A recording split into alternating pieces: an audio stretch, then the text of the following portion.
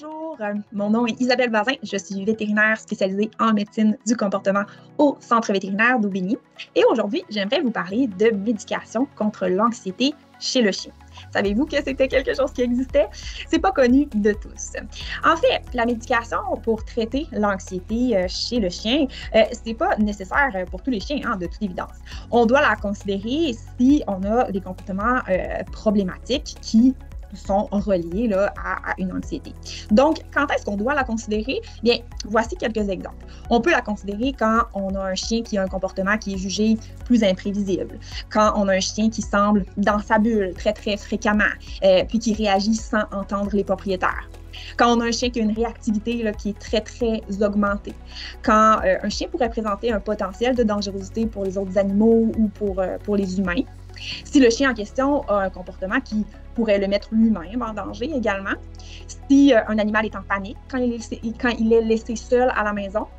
Si un animal présente certains comportements répétitifs, si un animal a des peurs ou des phobies très, très importantes, si on a un chien aussi qui a de la difficulté à faire des nouveaux apprentissages tellement il semble constamment stressé, ou si la qualité de vie de la famille ou du chien semble sévèrement affectée, par exemple.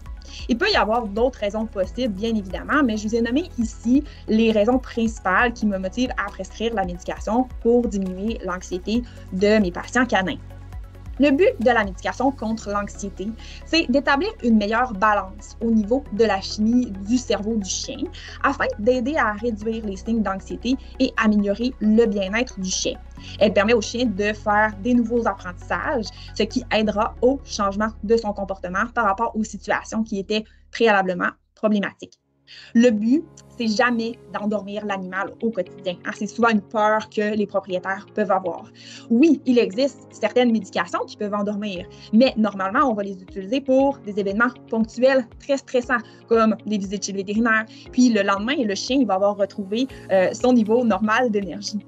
La médication qu'on donne chaque jour pour diminuer l'anxiété, mais ça va aider à réduire les manifestations physiques d'anxiété chez le chien, telles que des tremblements, le fait de respirer la bouche ouverte, par exemple, de sursauter très, très fréquemment, d'être toujours sur le qui-vive. Puis quand le chien devient plus calme, plus posé, mais c'est alors plus facile pour les propriétaires de lui apprendre comment il doit agir dans les situations plus difficiles. Lorsqu'on trouve la dose adéquate de médication, on peut s'attendre à ce que les réactions de l'animal apparaissent plus graduellement. Par exemple, un chien qui dans le passé commençait à aboyer, grogner, aussitôt qu'il voyait une personne de loin en promenade, bien, il pourrait commencer à simplement aboyer légèrement lorsque la personne est plus proche de lui. Ça devient alors plus facile pour le propriétaire d'intervenir avant que les émotions du chien deviennent trop intenses, puis ça va permettre ainsi de progresser dans l'entraînement du chien. L'intensité des comportements problématiques devrait également être moindre lorsqu'on trouve une dose adéquate, puis la récupération suite à un événement stressant devrait également être plus courte.